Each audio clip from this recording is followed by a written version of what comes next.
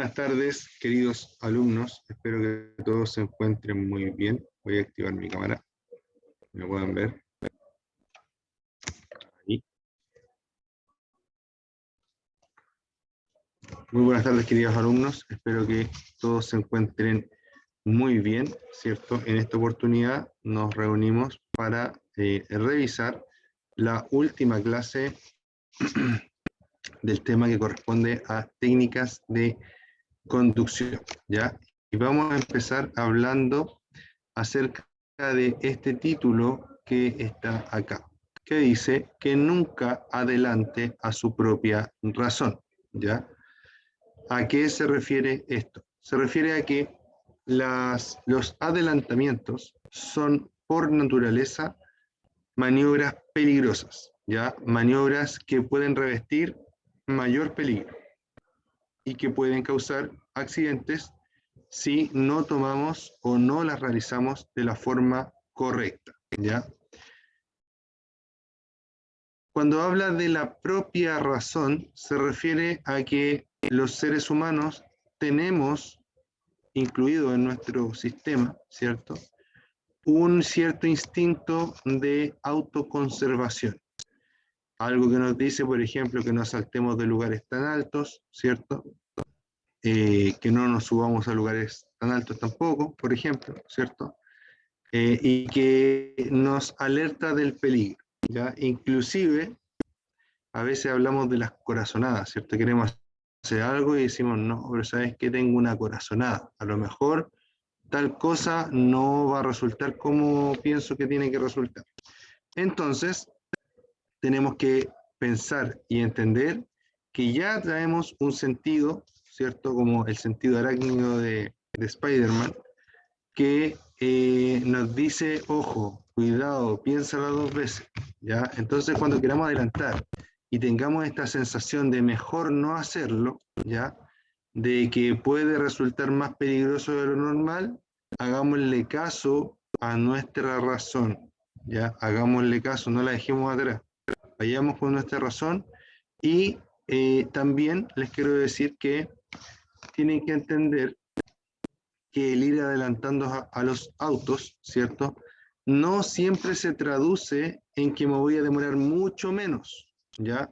Si voy en circulación normal y no adelanto, ¿ya? A lo mejor voy a llegar a las 3. Y si voy en circulación normal y adelanto a todos los autos que puedo adelantar, a lo mejor voy a llegar 5 para las 3, ¿ya?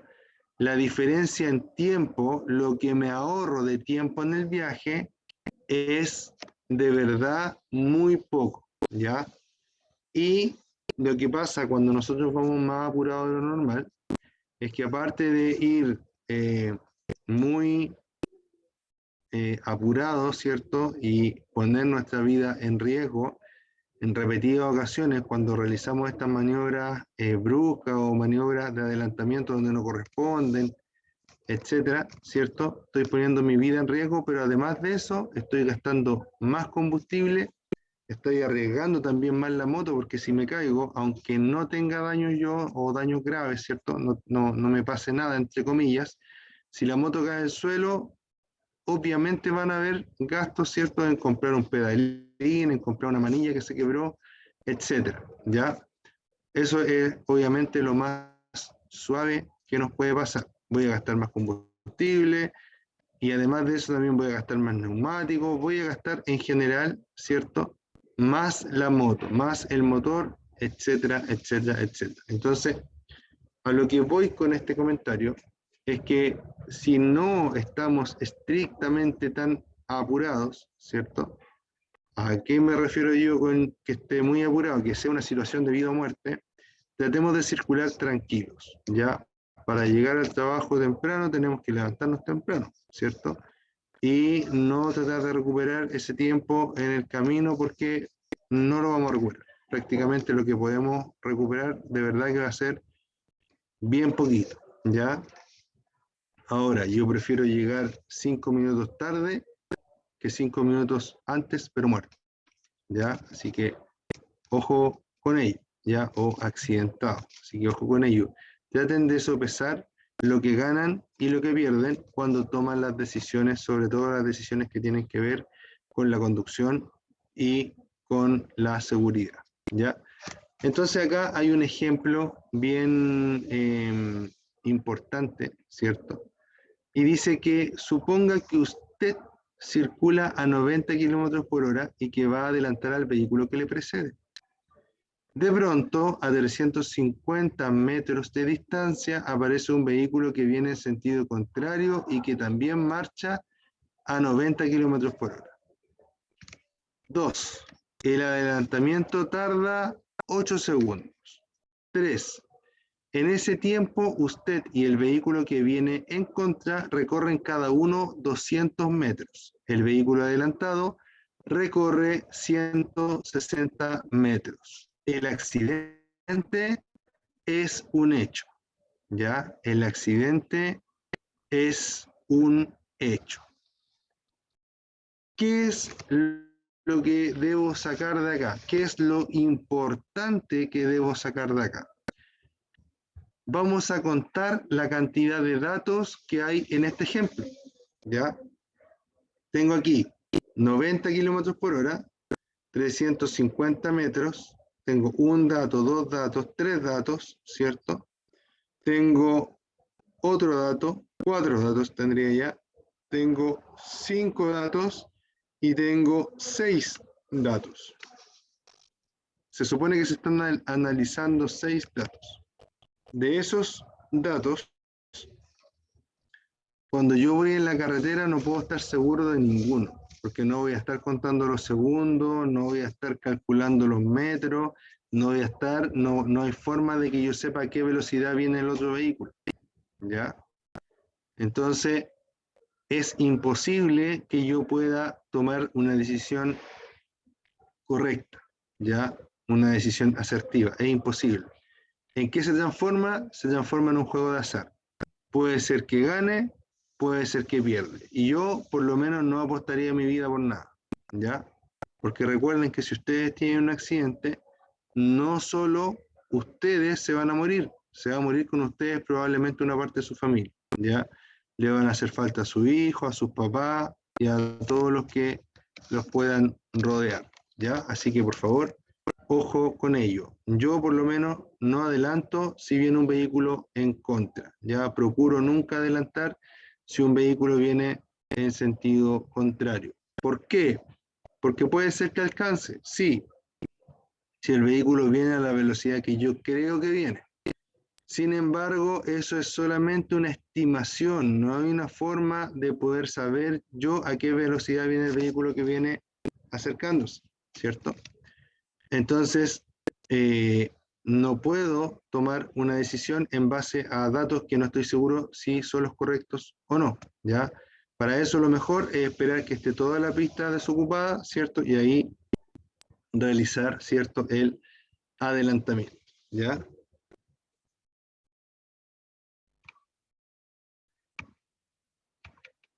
Separación entre vehículos. Cuando circulen por la vía dos o más vehículos sin propósito de adelantar en un mismo sentido, que deban transitar reglamentariamente por la derecha, cada conductor debe mantener con respecto al vehículo que le antecede una distancia suficiente para que cualquier vehículo pueda adelantarlo, ingresando sin peligro a dicho espacio, ¿ya?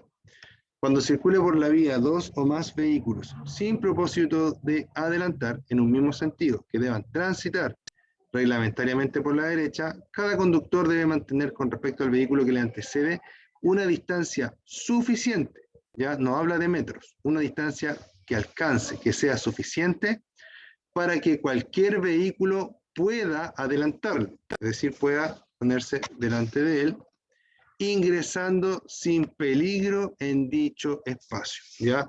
¿Cuánto sería esto? ¿Cuánta distancia tengo que tener del vehículo que va adelante mío? Hay personas que dicen que la distancia correcta serían un auto entre medio de los dos, ¿ya? Yo digo que la distancia correcta sería el porte, digamos, el largo que ocuparían tres autos, ¿ya? ¿Para qué? para que en caso de que alguien entre, quede al menos, ¿cierto? Alguien entre en ese espacio, quede al menos un auto hacia adelante y un auto hacia atrás, y de esa forma que la maniobra sea lo más segura posible, ¿ya? Conducción en curvas. Un vehículo que se aproxima a una curva tiende a continuar su desplazamiento en línea recta, ¿ya? Un vehículo que se aproxima a una curva tiende a continuar su desplazamiento en línea recta, es decir, al auto, a la moto, a lo que sea, se le es más fácil seguir derecho que doblar, ¿ya? La magnitud de la fuerza centrífuga o fuerza lateral que en una curva tiende a sacarlo de la carretera depende directamente de la velocidad del vehículo y de lo cerrada que sea la curva. Entonces, cuando yo voy moviéndome por una curva, ¿cierto? Voy a sentir una fuerza que se llama fuerza centrífuga o fuerza lateral. Esta fuerza va a hacer que el cuerpo que va girando tienda a irse hacia afuera, ¿ya? Tiende a irse hacia afuera. Todo cuerpo que gira tiende a irse hacia el exterior del giro, ¿ya? Hacia el exterior del círculo que describe el giro, ¿ya? Entonces, lo que le está diciendo acá es que si yo quiero que esa fuerza actúe con menos, ¿cómo decirlo para que no suene redundante? Actúe con menos fuerza, para que suene redundante, pero para que eso actúe con menos fuerza sobre la moto, es decir, que la fuerza centrífuga sea menos, puedo hacer dos cosas. No, en realidad puedo hacer una sola cosa. Puedo hacer que la moto ande más lento, porque la forma de la curva, si bien es cierto, dependiendo de cómo tome la curva, vamos a variar un poquito su forma, ¿cierto? Su radio, pero lo principal que nosotros podemos controlar es la velocidad en la curva, porque la velocidad, entre mayor velocidad, más va a subir la fuerza centrífuga. Entre menor velocidad, menos sube la fuerza centrífuga, ¿ya? Un buen consejo es que reduzca la velocidad antes de la curva y que contrarreste la fuerza centrífuga adaptando una posición inclinada. Obviamente, entre más alto esté, más va a tener la fuerza centrífuga para actuar. Entre más bajito esté, menos va a tener la fuerza centrífuga para actuar. Para enfrentar el manejo de una motocicleta en una curva es esencial mirar el punto de fuga de ella. ¿Ya? Hace tiempo que no hablábamos del punto de fuga en las curvas. El punto de fuga es donde en un camino, ¿cierto? El borde externo con el borde interno se juntan. Es decir, yo miro una calle, la miro a lo lejos y voy a ver que a lo lejos la calle se va haciendo más chica y va a haber un momento en que se va a ver que se juntan. Eso pasa, ¿cierto? Mucho más cerca de nosotros cuando estamos en una curva. Es decir, este es un camino recto, así sería una curva, ¿cierto? Cuando los extremos de afuera se juntan, en mi visión, se juntan los extremos de afuera, ¿cierto? Lo que va a pasar es que voy a darme cuenta, ¿cierto?, de que ese es el punto de fuga, ¿ya? Ahora, ¿para qué me sirve la observación del punto de fuga, de donde se junta el borde externo con el borde interno de la calzada? Me va a servir para determinar qué tan cerrada es la curva. Si el punto de fuga está muy cerca de mí, significa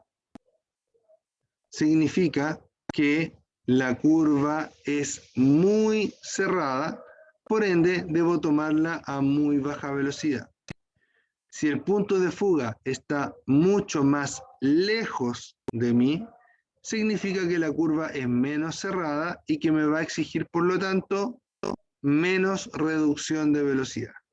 ¿Ya? Ojo con ello, el punto de fuga es importante. El punto de fuga da información de la forma de la curva. de lo cerrada que pueda ser, perdón, el punto de fuga de información de la forma de la curva, de lo cerrada que pueda ser y de la velocidad apropiada con la que hay que entrar en ella. Una vez dentro y efectuando el giro, la mirada del punto de fuga sigue proporcionando información al conductor. En cuanto a la velocidad con que circula por ella y al trazado que está describiendo, siempre podría ocurrir que la curva se cierre más de lo previsto a su inicio. Hay que dimensionar desde lejos si la curva es abierta, cerrada, muy larga o muy corta, etc. Con estos datos visuales se debe decidir un proyecto de maniobra. Esto es la velocidad y trazado a seguir al circular por ella, ¿ya? Si bien es cierto en competición y cuando uno ya empieza a tener mejor técnica y empieza a andar un poco mejor en la moto, tú vas a decidir por dónde tomar la curva, por dónde entrar, por dónde salir, ¿cierto? Cuando uno es principiante, yo creo que la mejor opción es que vayas lo más al medio de la pista posible siempre, ¿ya? Y que te asegures de que la velocidad a la cual estás tomando la curva sea una velocidad tal que te permita controlar la moto dentro de la vía que te corresponde, ¿ya? Dentro de la calzada que te corresponde. Recuerde que en lo posible debe hacer todo el frenado antes de llegar a la curva. Es decir, lo ideal es que uno no frene dentro de la curva. Eso es lo ideal. Que no frenes dentro de la curva. Y no mientras la recorre, después del punto de inicio. Si es necesario frenar mientras va en la curva, hacerlo lo más suave posible, con el freno delantero en gran medida y usar el freno trasero solo para corregir la trayectoria. En casos de emergencia, cerrar más la curva, ¿ya? Si al virar la rueda trasera resbala, gire cuidadosamente en el sentido de la patinada, ¿ya? Debe mantener siempre el trazado dentro de la pista que le corresponde. Es por eso que se hace necesario llegar a la curva a una velocidad reducida. Un exceso de velocidad puede producir tomar la curva muy abierta, cambiarse de pista y chocar con otro vehículo o en contra de barreras de contención. Ojo que normalmente en los lugares que hay curvas, muchas veces hay una pista de más de un sentido de tránsito, ¿ya? Como hay pistas de más de un sentido del tránsito, ¿cierto? Si tú te sales de tu pista, de tu vía, vas a terminar chocando de frente con otro vehículo, ¿ya? Dice, lo óptimo es mantenerse siempre aproximadamente al centro de la pista. Lo peor que puede hacerse es tomar la curva por la parte interna, ya que la inercia tiende a llevarlo hacia la pista a su izquierda, en caso de ir a una velocidad muy elevada. Además, generalmente el centro de la pista es la parte más limpia, mientras las orillas tienen usualmente suciedad. Eso también es un punto súper importante, ¿ya? Normalmente las orillas de las pistas, ¿cierto? Van a tener restos de neumáticos, restos de la misma pista que puede estar sufriendo desgaste, ¿cierto? Polvillo, arena, tierra, qué sé yo, ya un montón de contaminación. ¿Por qué? Porque lo que se ocupa más de la pista es la parte central y por ende la parte central se va autolimpiando con el paso de los vehículos, ¿cierto? Y también de otras motocicletas.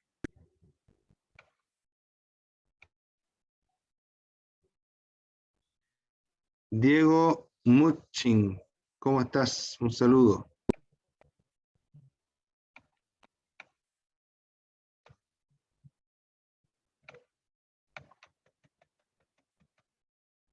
Le di unos videitos para que le echen un ojito, ¿ya?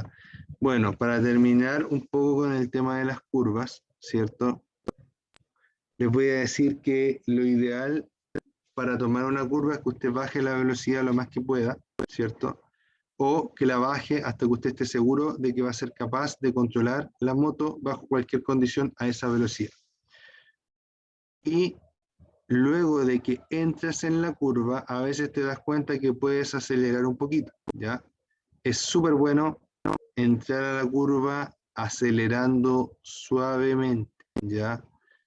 Nosotros, o la gente que conduce hace un tiempo más, hace más tiempo, eso quise decir, a veces le llama a esto llevar la moto inflada, ¿ya? ¿A qué se refiere con que va inflada? Que el motor no va, que el motor va empujando, pero que va empujando suavemente, ¿ya? En una curva. No puedo acelerar de una, porque si acelero mucho en una curva, voy a provocar un derrape, ¿cierto? Y ese derrape me va a hacer terminar en el suelo, en una barrera de contención o chocando con otro auto.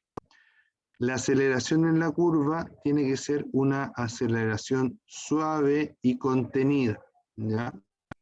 De esta forma va a permitir que la moto no vaya a gran velocidad, pero sí vaya generando empuje. Y al generar empuje, vamos a poder meter la moto en la dirección que deseamos meter la moto, ¿ya?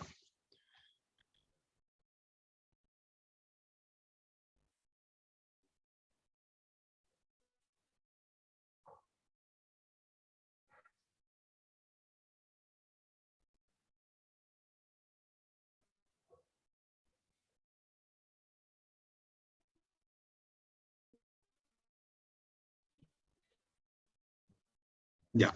Ahora vamos a seguir hablando de las condiciones climáticas adversas. Dice, las condiciones climáticas adversas, como la lluvia, nieve o presencia de hielo en la calzada, aumentan el riesgo de deslizamiento por la menor adherencia al pavimento. Ello hace necesario que usted extreme su precaución al conducir, lo que significa, dice primero, más espacio con respecto al vehículo que la antecede. Siempre debe tratar de guardar espacio de todo, ¿ya? Entre más espacio mejor, ¿ya?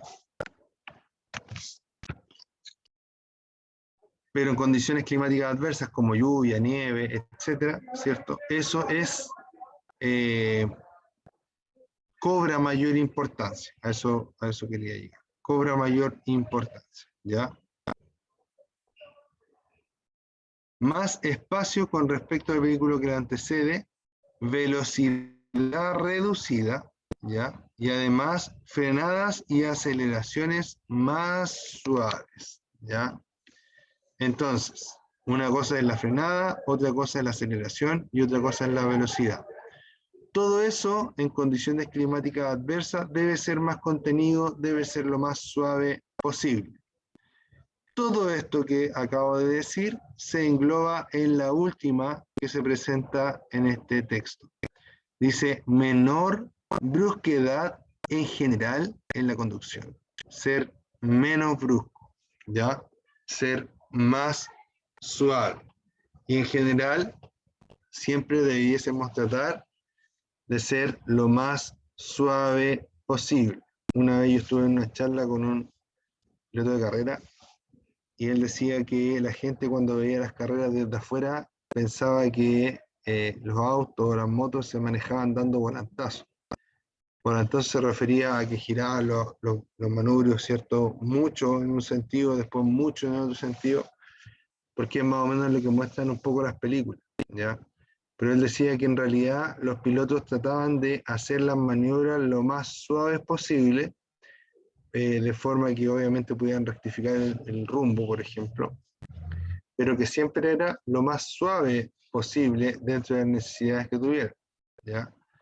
No era un tema de girar el manubrio lo más rápido posible en un sentido y lo más rápido posible en el otro sentido, ¿ya? Sino que más bien era la mayor parte del tiempo hacerlo con la mejor o mayor suavidad posible, ¿ya? Luego habla de la oscuridad, ¿ya? La oscuridad también podríamos decir que es una condición adversa para la conducción. ¿Por qué? Porque obviamente de día vemos y nos ven. Sin embargo, en la oscuridad puede que veamos menos y que nos vean menos, ¿ya? Dice, la capacidad de deducir distancias depende de que veamos colores y contornos de colores claros. El riesgo de accidente es mayor durante la noche, entre otras cosas por nuestra limitada capacidad para ver en la oscuridad. Nuestros ojos tardan algún tiempo en acomodarse a la oscuridad cuando abandonamos una habitación iluminada. De igual modo, como ya hemos visto, al conductor en la oscuridad aunque no miremos directamente los focos de los vehículos que vienen en sentido contrario, es fácil que se presenten efectos de ceguera que pueden empeorar temporalmente la visión, ¿ya? Entonces tenemos acá varios puntos. Primero que todo, en la noche, aunque muchas veces no asumimos eso, pero en la noche vemos mucho menos, ¿ya? Por ende, debemos tratar de también extremar las medidas de autocuidado, ¿cierto? Y de protección. Otra cosa es que, aparte de ver menos en la noche, cuando hay mucha luz, tenemos el problema del encandilamiento, ¿ya? En el día no nos encandilamos porque nuestros ojos, ¿cierto?, están habituados a la cantidad de luz que hay en el día, que es mucha. Pero en la noche nuestros ojos ya se habitúan a la oscuridad. Si viene alguien con una luz muy alta, va a provocar que tenga unos segundos de ceguera que podrían llegar a resultar peligrosos, ¿ya? Y que podrían llevarme a tener un accidente. ¿Por qué les comento esto? Muchas veces nos preocupamos de que la moto, el auto, ¿cierto? O el camión,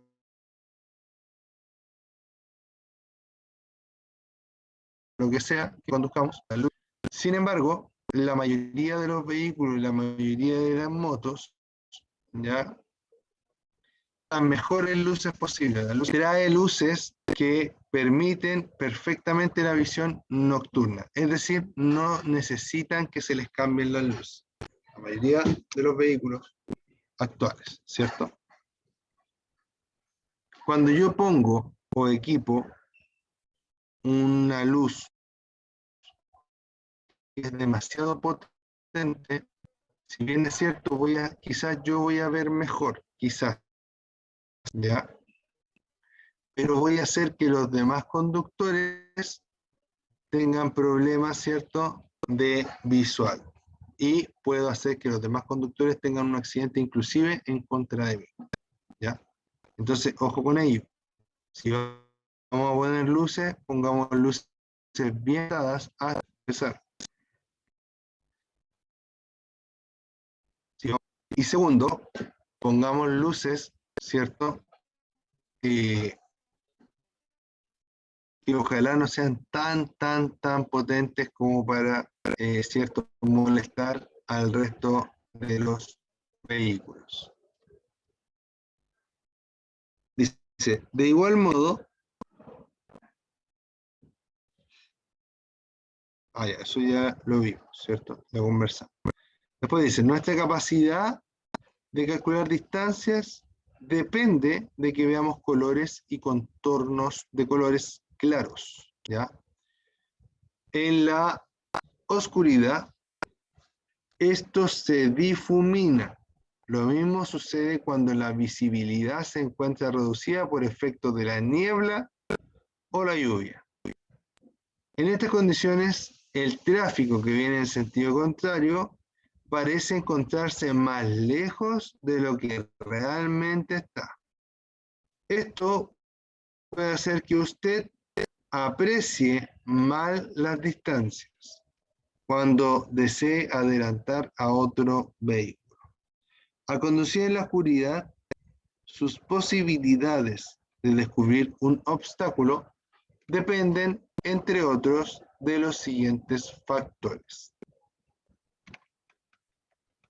La potencia y ajuste de sus luces. Chiquillos, una cosa, chiquillos y chiquillas, una cosa es que tus luces sean potentes, ¿ya? Y otra cosa es que tus luces estén bien alineadas, ¿ya? Alinear las luces no cuesta tanto y pueden encontrar tutoriales en YouTube acerca de alineación de luces, ¿ya? Van a poner la moto en una pared, ¿cierto? Y en esa pared se va a proyectar un haz de luz que lo va a proyectar su propio foco y les va a decir que ese haz de luz tiene que estar a cierta distancia del piso. Es más o menos eso, ¿ya? No es tan complejo, pero ¿saben qué? Nadie lo hace. Y como nadie lo hace, ¿cierto? Hay muchos vehículos que prenden las luces y o alumbran muy al piso, muy cerca del auto, digamos, y otros que alumbran muy hacia arriba, por lo tanto muy lejos del auto, ya cuando en realidad debe haber un equilibrio, ¿cierto? Para obtener una iluminación óptima de la calzada, ¿ya? Entonces depende, ¿cierto?, de la potencia y el ajuste de sus luces. Su propia capacidad visual. Hay personas que no ven nada de noche, ¿ya? Por ende, no pueden conducir de noche. Para eso la normativa les permite o les entrega una licencia con la que pueden conducir solo de día. Por ejemplo, si usted en algún momento tiene esa condición, respétela, ¿ya? Porque sería más fome que a esas personas no se les diera licencia.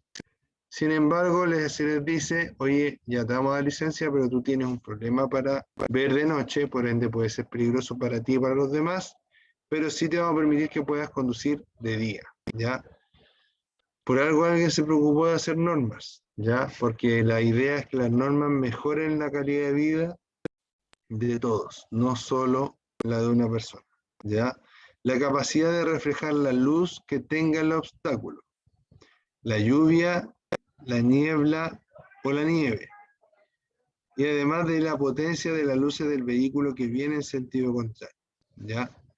Entonces, que al conducir en la oscuridad, sus posibilidades de descubrir un obstáculo dependen, ¿cierto?, de cómo estén mis luces, ¿cierto?, cómo estén mis ojos, de qué obstáculo sea, ¿ya?, de cómo está el clima y de cómo sean las luces que vienen en sentido contrario. Es por eso que a veces dice la gente cuando choca, tiene un accidente, o es que no lo vi, chocó una piedra, no sé, por ejemplo, es que no la vi, en ningún momento la vi, porque no se dieron las condiciones correctas para que la persona pudiera ver. Y es por eso que es tan importante tratar de respetar, por ejemplo, los límites de seguridad.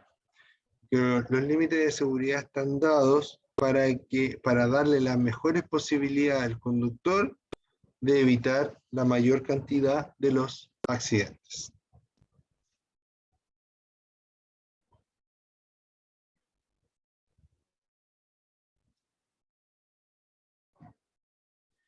Distancia de verificación con distintos tipos de ropa.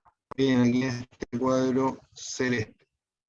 Habla de a cuánta distancia yo voy a ver una persona dependiendo de las ropas y las luces que lleva.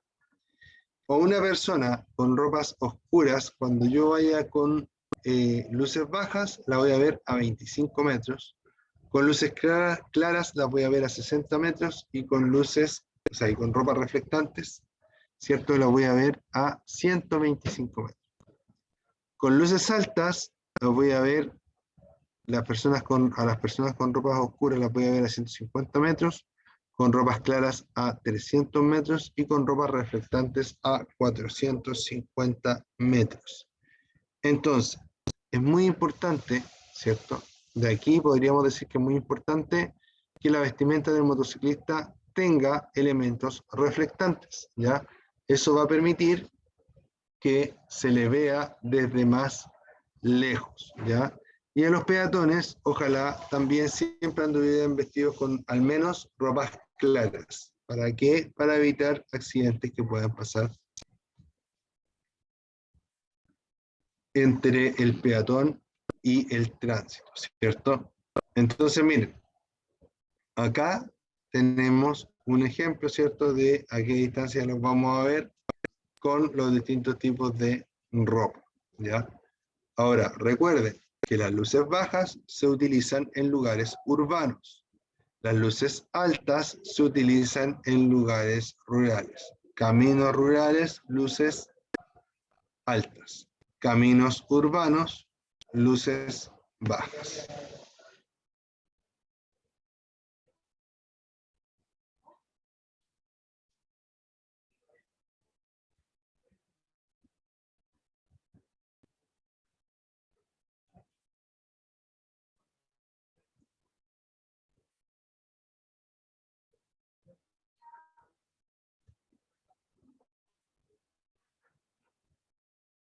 Conducción en túneles, dice. Vamos a seguir con este tema. Conducción en túneles. La construcción de autopistas urbanas ha significado también que hoy en día sea cada vez más frecuente la circulación por túneles muy extensos. Un correcto comportamiento en ellos supone adoptar adicionalmente algunas precauciones extras. Cuando deba circular por el túnel, asegúrese de tener combustible suficiente para no correr riesgos de quedar con su vehículo detenido en su interior. Esté atento a las señales de mensajes variables que existen. Normalmente ahora en los túneles hay pantallas que nos están dando información en tiempo real acerca de lo que está pasando. Por ejemplo, que hay un vehículo que está parado más adelante para que tomen las precauciones del caso y te cambies de pista con tiempo, ¿ya? El combustible, ¿ya? El combustible es muy importante. ¿Por qué voy a querer quedar en pana de combustible si yo puedo mirar, por ejemplo, el estanque en mi moto y cargar combustible? Como consejo, siempre que tengan tiempo, vayan a cargar combustible. Si van bien a la casa, no están atrasados y no lo están esperando, aproveche y cargar combustible, aunque tenga la mitad del estanque, porque usted no sabe lo que puede pasar mañana, ¿ya? Entonces siempre es importante, ojalá, mantener el estanque de combustible lo más lleno posible. Y sobre todo en las motos con inyección electrónica, ¿cierto? El estanque esté lleno de combustible facilita que la bomba de combustible trabaje a menor temperatura, ¿ya? Porque el combustible también refrigera las bombas de combustible, ¿ya? Así que siempre va a ser positivo que la moto esté y que cualquier vehículo en realidad esté lleno de combustible.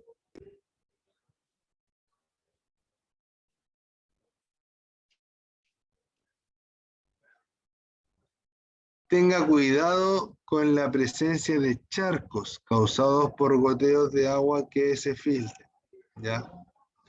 Dice, si se produce un taco, encienda sus luces de emergencia inmediatamente y mantenga una distancia de seguridad con el vehículo de adelante. Aunque circule despacio o esté parado, apague, o esté parado, perdón. Después dice, apague el motor de su vehículo si el tránsito se ha detenido, ¿ya? Entonces dice que si se produce un taco, ya usted va circulando, ¿cierto? Y ve que los autos de adelante empezaron a detenerse. Como usted ya vio eso, usted va a alertar a los vehículos de atrás prendiendo sus luces de advertencia de peligro. No todas las motos tienen luces de advertencia de peligro. Sin embargo, equipar las motos que no tienen eso, equiparlas con un switch que permite que haga esa función, no es caro. Así que los que puedan hacerlo, háganlo, ¿ya?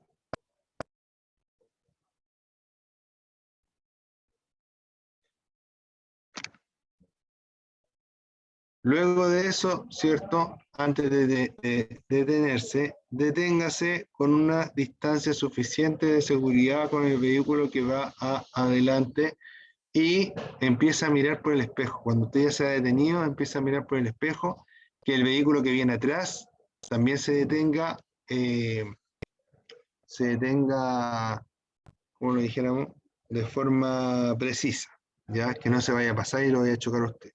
Como usted guardó espacio adelante, en el caso de que usted vea que el vehículo de atrás no alcanza a frenar, usted se puede desplazar algunos metros hacia adelante, evitando así un accidente, ¿ya? Aunque circule despacio o esté parado, ¿ya? Siempre guarde un espacio de seguridad. Después dice apague el motor de su vehículo si el tránsito se ha detenido. Apague el motor de su vehículo si el tránsito se ha detenido, ¿ya? Eso es también en parte por el tema de los gases de escape, ¿ya? Como está en un túnel y si están todos los vehículos parados, ¿cierto? Y con el motor andando, obviamente el túnel se va a saturar más rápido de gases de escape que obviamente son nocivos. Ahora, ¿qué hago si mi vehículo sufre un desperfecto dentro de un túnel? Encienda sus luces de emergencia, lo primero. Si no puede mover su vehículo, salga de él, póngase al mejor resguardo que encuentre, ¿ya? Si puede mover su vehículo, sáquelo del túnel o bien acérquese lo más posible a la derecha e idealmente a un lugar especialmente habilitado para emergencias. ¿Por qué dice esto? Porque los túneles normalmente son estrechos, pero a veces cada ciertos metros, cada ciertos kilómetros dentro del túnel va a haber un espacio como una berma donde usted se va a poder meter sin interrumpir el tránsito del túnel y quedando en una posición más segura. Si yo veo que el auto va fallando, pero que se sigue moviendo, puedo tratar de llegar a estos lugares o derechamente tratar de salir del túnel para quedar en una posición más ventajosa y más segura. Después dice que apague el motor y espere por ayuda. Ya todos los túneles tienen servicios, ¿cierto? Obviamente los túneles oficiales, ¿cierto? Tienen servicios que van a estar revisando cámaras, por ejemplo, y que van a irlo a buscar, ya en caso que usted no pueda salir de él, ya dependiendo del túnel, no estoy seguro si tienen todos señal telefónica, pero hay algunos en los que sí, en los que no se pierde tanto la señal y si usted puede avisar, bueno, también puede buscar algún número de emergencia a dónde avisar o a dónde llamar. Apague el motor y espere por ayuda. Si requiere pedir asistencia, hágalo exclusivamente desde un teléfono SOS, ya que los celulares no indican desde dónde se está efectuando la llamada, ¿ya? Obviamente, si tengo la posibilidad de tomar un teléfono SOS, va a primar por sobre la señal de celular, va a primar por sobre la opción de usar mi celular, ¿ya? Los teléfonos SOS normalmente están en una garita amarilla, a veces en las carreteras, y en los túneles a veces se ven que están como pegados en las paredes del túnel, y normalmente están bien señalizados con un cartel, ¿cierto? Etcétera. Si tengo la posibilidad de llegar al teléfono SOS y pedir ayuda, va a ser obviamente lo mejor. Si usted, o sea, perdón, cuando usted vaya en el túnel, también, aunque no vaya a quedar en pana, es bueno que vaya mirando estos objetos. Ya muchas veces nosotros pasamos por el mismo túnel todos los días. Entonces vaya mirando dónde están los teléfonos SOS, dónde están las zonas de seguridad, cosa que si en algún momento tiene una emergencia, usted va a estar preparado y va a saber mejor que nadie qué es lo que puede hacer para tener mejores posibilidades de ser rescatado lo antes posible. ¿Ya?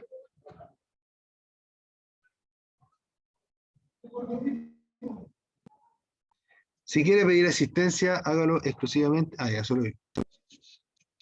Siga las instrucciones del personal del túnel. Ya, obviamente, cuando vengan a rescatarlo, ¿cierto? Haga caso y también haga caso a todas las instrucciones que puedan aparecer dentro del túnel, a todos los carteles, ¿ya? En caso de incendio de su vehículo dentro de un túnel, si es posible, salga del túnel. Si no puede, desplácese hacia la derecha y apague el motor. Abandone el vehículo inmediatamente. Busque si hay un extintor disponible. Si no puede extinguir el fuego, solicite ayuda desde un teléfono de emergencia. ¿Ya? Obviamente aquí van a primar los sentidos y el sentido común, ¿cierto? En el tema de si voy a seguir o no voy a seguir en el auto si es que se está incendiando, ¿cierto? O en la moto. Si yo veo que la moto se está incendiando, lo más probable es que tenga que buscar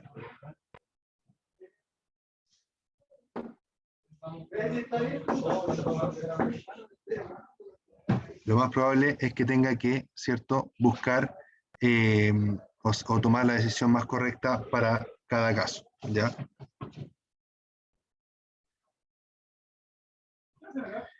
Y alumnos, eso es por el día de hoy. Les deseo lo mejor. Les recuerdo que el viernes nos volvemos a ver en clases y el viernes vamos a estar hablando acerca de cascos, ¿cierto?, de chaquetas y de protección personal para el motociclista. Les mando un gran abrazo. Recuerden que mi nombre es Ricardo Cornejo y nos estamos viendo prontamente en nuestra próxima clase. Cuídense mucho. Nos vemos.